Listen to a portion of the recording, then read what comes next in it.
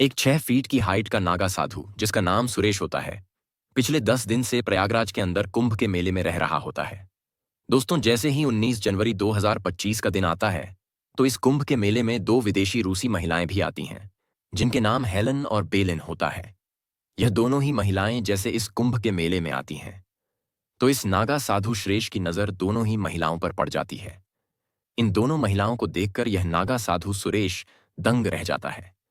यह नागा साधु इनके छर हरे गोरे बदन पर फिदा हो जाता है और देखते ही देखते यह नागा साधु इन दोनों महिलाओं के पास चला जाता है और इनके साथ इंग्लिश में बातचीत करने लगता है।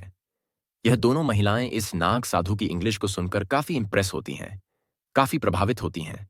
और इसके बाद यह नागा साधु सुरेश इन दोनों रूसी महिलाओं को कहने लगता है कि प्रयागराज के अंदर सारा कुंभ का मेला मैं तुम्हें दिखाऊं। और इसके बाद यह नागा साधु सुरेश इन दोनों रूसी महिलाओं को सारा दिन मेला दिखा देता है। दोस्तों, जैसे शाम होती है तो शाम के समय यह दोनों रूसी महिलाएं खाने पीने की शौकीन होती हैं और इसके बाद यह दोनों महिलाएं प्रयागराज से थोड़ा बाहर चली जाती हैं और वहां पर एक होटल देख लेती हैं। उस होटल के अंदर एक कमरा भी बुक कर लेती हैं और जैसे ही होटल के अंदर कमरा बुक कर लिया जाता है तो काफी महंगी ज्यादा शराब भी मंगवाई जाती है। जैसे ही दोनों बैठकर शराब पीती है तो दोनों को नशा भी हो जाता है और इसके बाद देखते ही देखते यह दोनों विदेशी महिलाएं इस नाग साधु सुरेश के पास फोन कॉल करती हैं और इसको उस होटल का एड्रेस भी दे देती हैं। कुछ समय के बाद यह नागा साधु सुरेश इस होटल के कमरे में पहुंच जाता है। जैसे ही होटल के कमरे में जाता है तो दोनों विदेश महिलाएं निर्वस्त्र बिस्तर पर लेटी हुई होती हैं, जिनको देखकर यह नाग साधु सुरेश दंग रह जाता है। और इसके बाद यह दोनों रूसी महिलाएं दरवाजा बंद कर लेती हैं और अपने बदन से बचे खुसे जो कपड़े होते हैं उनको हटाना शुरू कर देती है। और इसके बाद यह दोनों महिलाएं और साथ में नागा साधु सुरेश, इन तीनों के बीच क्या होने वाला है, बेहद हैरत अंगेज कहानी है। आखिर यह नाग साधु सुरेश होता कौन है, इसकी बैकग्राउंड क्या होती है? जब आपको इसकी बैकग्राउंड के बारे में पता चलेगा दोस्तों, तो आपके पैरों के नीचे से जमीन खिसकने वाली है। दोस्तों, कहानी में आगे बढ़ने से पहले बस वही आपसे एक रिक्वेस्ट है कि आप अपने इस चैनल को सब्सक्राइब कर लें, वीडियो को एक लाइक कर दें। दोस्तों, आप जहां कहीं से भी हमारी वीडियोस को देखते हैं, आप अपना प्यारा सा नाम और सिटी का नाम कमेंट बॉक्स में जरूर लिखें, ताकि दोस्तों आने वाली वीडियोस में मैं आपका नाम ले सकूं। नमस्कार दोस्तों, आज की हमारी सच्ची कहानी की शुरुआत होती है उत्तर प्रदेश के प्रयागराज से। और प्रयागराज के पास ही एक गमहर नाम का गांव होता है और इसी गमहर गांव में रहने वाला अर्जुन सिंह, जो कि एक किराने की दुकान चलाता है। किराने की दुकान बहुत अच्छी खासी चल रही होती है। इस अर्जुन का एक ही बेटा होता है जिसका नाम सुरेश होता है। सुरेश जो कि काफी अच्छा पढ़ा लिखा भी होता है और आजकल पहलवानी का काम करता है। कद 6 फीट और दैत्य दानव जैसा दिखाई देने वाला इंसान होता है। दोस्तों, कुछ दिन गुजर जाने के बाद अर्जुन की दुकान में यानी किराने की दुकान में आग लग जाती है शॉर्ट सर्किट के कारण, और जिसके कारण उसकी दुकान जलकर राख हो जाती है। इसके बाद इसके लड़के सुरेश से बात बर्दाश्त नहीं होती है।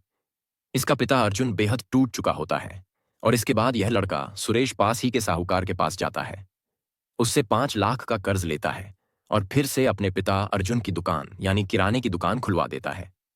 दोस्तों, देखते ही देखते 2 से 3 महीने का वक्त गुजर जाता है। फिर इसके बाद वह साहूकार इस लड़के सुरेश के पास आता है और कहने लगता है कि मुझे मेरे पैसे लौटा दो। अब इसके बाद यह लड़का सोचने पर मजबूर हो जाता है कि आखिर मैं इतनी बड़ी रकम कैसे चुकाऊंगा। और दोस्तों, इसके बाद यह 1 महीने का वक्त इससे मांग लेता है। यह लड़का सुरेश बहुत बड़ा काम करने वाला था। यह लड़का सुरेश अपने 2 दोस्तों के साथ मिलकर एक प्लान तैयार करता है। पास के ही गांव में चला जाता है। रात के समय वहां पर एक बहुत बड़ी 15 लाख रुपए की चोरी की जाती है और जैसे ही चोरी हो जाती है तो यह तीनों दोस्त अपने गांव में आते हैं। और गांव में आने के बाद अगले दिन यह लड़का सुरेश इस साहूकार के पास जाता है, इसको 5 लाख रुपए दे देता है और यह तीनों दोस्त इस गांव से फरार हो जाते हैं। 2 दोस्त तो इसके कहीं और चले जाते हैं, लेकिन यह लड़का सुरेश प्रयागराज के कुंभ के मेले में आ जाता है और नागा साधुओं को देखने लगता है। और इसके बाद इसके दिमाग में एक प्लान आता है। यह लड़का नागा साधु का भेष धारण करता है और नागा साधु बनकर इस प्रयागराज के अंदर रहना शुरू कर देता है। इस लड़के सुरेश को नागा साधु का वेश धारण किए हुए यहां पर 10 दिन का वक्त गुजर जाता है और एक तारीख आती है 19 जनवरी 2025।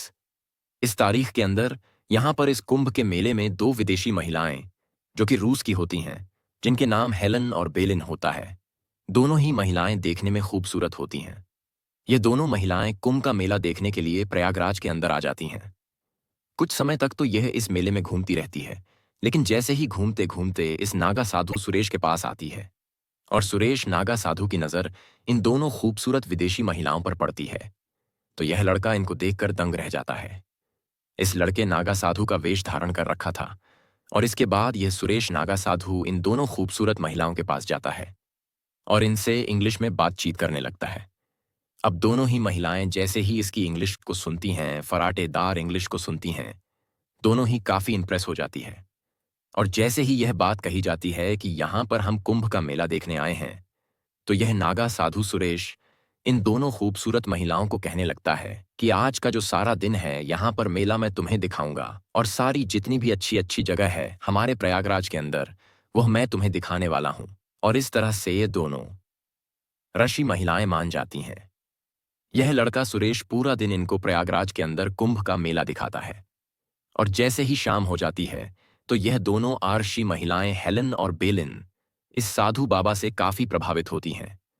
इसको कुछ पैसे देने की कोशिश करने लगती है, लेकिन यह लड़का यानी कि जो नागा साधु होता है इनसे कुछ भी पैसे नहीं लेता है और इसी बात से यह दोनों एर्शी महिलाएं इससे काफी ज्यादा खुश हो जाती हैं। इसके बाद हेलन और बेलिन दोनों आरशी महिलाएं इससे इसका मोबाइल फोन नंबर लेती है और मोबाइल फोन नंबर लेने के बाद यहां से निकलकर बाहर चली जाती है। कुछ दूरी पर एक होटल होता है। यह दोनों रूसी महिलाएं खाने पीने की काफी शौकीन होती हैं और इसके बाद जैसे ही उस होटल में पहुंचती हैं तो होटल के मालिक से बातचीत करती हैं। होटल के मालिक से बातचीत करने के बाद इस होटल में कमरा भी बुक कर लेती हैं और इसके बाद अच्छी खासी महंगे वाली शराब भी मंगवाते हैं। दोनों ही कमरे के अंदर जाकर बैठती हैं। कुछ देर तक बैठकर शराब पीती हैं। शराब पीने के बाद जब इन दोनों को काफी ज्यादा नशा हो जाता है तो नशे की हालत में यह दोनों ऋषि महिलाएं उस नागा साधु सुरेश के पास फोन कॉल करती हैं। उसको कहा जाता है कि यहां पर एक होटल है और इस होटल में तुम पहुंच जाओ। दोस्तों, रात के 9 बज चुके थे और यह नागा साधु सुरेश दोनों पर पहले से ही फिदा होता है और इस तरह से यह नागा साधु सुरेश जैसे ही उस होटल के कमरे में पहुंचता है तो कमरे के अंदर जाने के बाद जो दृश्य इसके सामने होता है उसको देखकर यह दंग रह जाता है। दोनों ऋषि महिलाएं निर्वस्त्र बिस्तर पर लेटी होती हैं। अब नागा साधु सुरेश जैसे ही इन दोनों सी तिंदी तिरछी महिलाओं के छर हरे गोरे बदन को देखता है तो यह पागल हो जाता है। यह सुरेश नागा साधु सोचने लगता है कि आज तक मैंने अपने पूरे जीवन में इतनी खूबसूरत महिलाएं नहीं देखी हैं। और इसके बाद कुछ देर तक बैठकर यह इनसे बातचीत करता है और बातचीत के दौरान यह रूसी महिलाएं इसको शराब पीने के लिए कहती हैं, लेकिन यह लड़का मना करने लगता है और देखते ही देखते जब जबरदस्ती इसको थोड़ी सी शराब पिला दी जाती है और इसके बाद इसको भी गहरा नशा हो जाता है। नशे की हालत में यह तीनों ही एक दूसरे के साथ छेड़खानी शुरू कर देते हैं। छेड़खानियां तीनों को पसंद आने लगती हैं। तीनों ही काम वासना के अंदर वशीभूत हो जाते हैं। तीनों के अंदर काम वासना उत्तेजित होने लगती है और इसके बाद यह खूबसूरत महिलाएं अपने बदन से जो बचे कुचे कपड़े होती हैं उनको भी उतारने लगती है। जैसे ही निर्वस्त्र जाती है इसके बाद ये नाग साधु सुरेश काफी उत्तेजित हो जाता है और उत्तेजक होकर इन दोनों महिलाओं के साथ जो है संबंध बनाने के लिए प्रयास करने लगता है। ये दोनों महिलाएं इसको हरी झंडी दे देती हैं। यह इंडियन नाग साधु इनके साथ संबंध बनाने लगता है और जैसे ही इन महिलाओं के साथ एक एक करके संबंध बनाता है तो इन दोनों की हालत खराब कर देता है। पहले यह हेलन के साथ संबंध बनाता है। जैसे जैसे ही यह नागा साधु सुरेश हेलन के साथ संबंध बनाने लगता है वैसे वैसे हेलन को काफी ज्यादा चर्म सुख मिलने लगता है और इस तरह से फिर इसके बाद यह इस बेलन के साथ संबंध बनाता है। बेलन को भी काफी ज्यादा चर्म सुख दे चुका होता है और आज की रात यह 2 से 3 बार अपने शारीरिक संबंध बनाते हैं और शारीरिक संबंध बनाने के बाद इसी बस्तर पर बड़े आराम से लेट जाते हैं। दोस्तों, जैसे अगली सुबह होती है तो अगली सुबह के दौरान यह तीनों ही इस कमरे से बाहर निकलते हैं और फिर से प्रयागराज के अंदर घूमना फिरना शुरू कर देते हैं। और इस तरीके से आज के दिन भी यह दोनों आरशी महिलाएं इस नागा साथ के साथ मिलकर प्रयागराज के अंदर कुंभ का मेला देखने लगती हैं। दोस्तों, गुजरते हुए 24 जनवरी 2025 का दिन आ जाता है और जैसे ही यह तारीख आती है तो शाम के समय यह तीनों ही इस होटल के कमरे में फिर से जाते हैं और होटल के कमरे में जाने के बाद कमरे का दरवाजा बंद करते हैं। कुछ देर तक तीनों बैठकर शराब पीते हैं। शराब पीने के बाद जैसे ही तीनों को नशा हो जाता है तो नशे की हालत में यह तीनों ही अपने अपने मर्जी से अपने शारीरिक संबंध बनाना शुरू कर देते हैं। लेकिन दोस्तों, उस समय जैसे ही यह नागा साधु सुरेश इस होटल के अंदर एंट्री कर रहा होता है तो एक पुलिस का जो खबरी होता है इस सुरेश को वहां पर देख लेता है। और इसके बाद वह खबरी पुलिस के पास फोन कॉल करता है।